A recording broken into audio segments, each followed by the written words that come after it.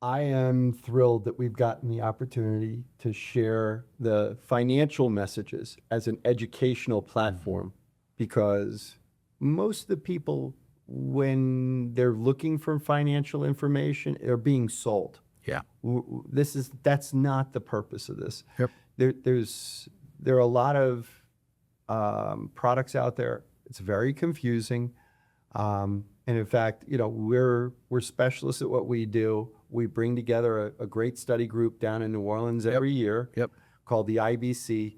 And at the IBC, it's one of those places where we can share some of the best practices that are going on. In fact, in the next few weeks, one of the things that we're going to have is the carriers themselves. We've asked them to do some panel answers for us, but the questions that we've specifically asked them are, what are they seeing today from their clientele?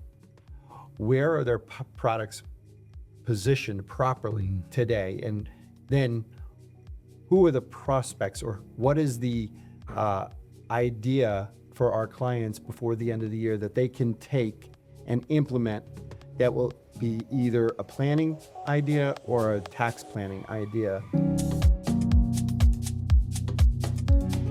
Matt, welcome to the Content Studio. Oh, thank you. We've had a number of videos over the last 2 years. It's nice to come here finally. It is so good to have you in person. And what I thought we would do now is as I've shared with you many times, on your Perfect Plan podcast, as well as so many others, have heard you educate the industry, which is something that you love to do so much. I thought we'd take a little bit of time and go back a little bit and have you share your story. It's a great one.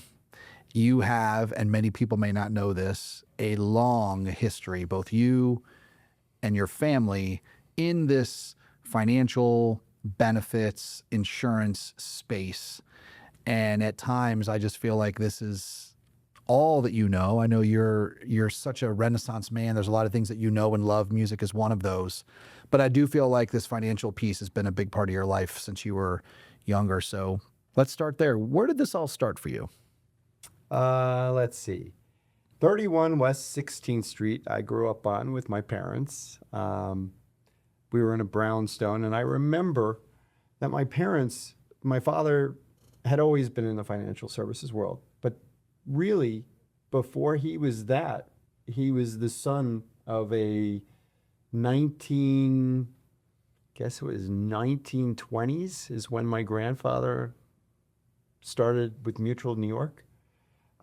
He saw my father saw my grandfather from 1920 until 1960 working for Mutual New York, had set up special needs trusts for my Uncle Billy, and planned properly for my grandmother.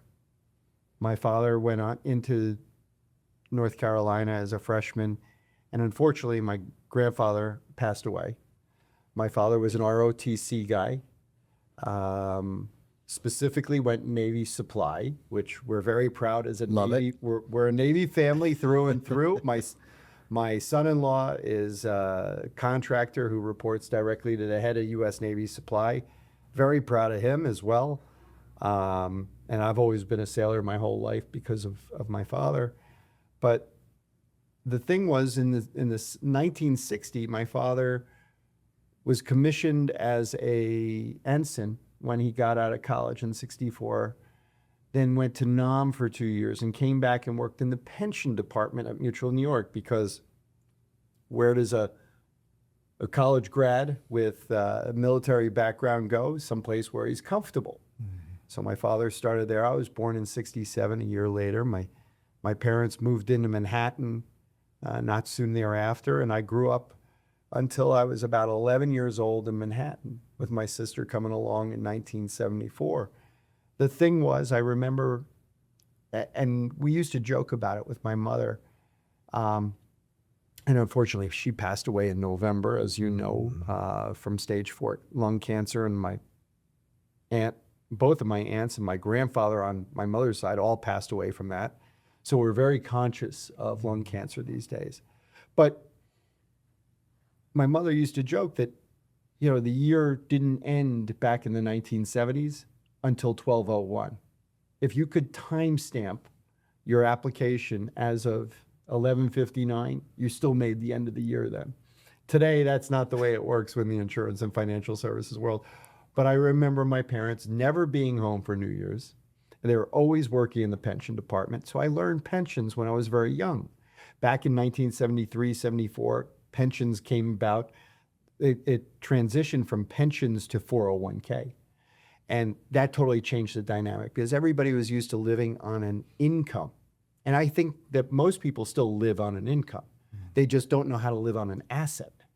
And the whole world, at least in the United States, is their retirement planning is based upon self-funding.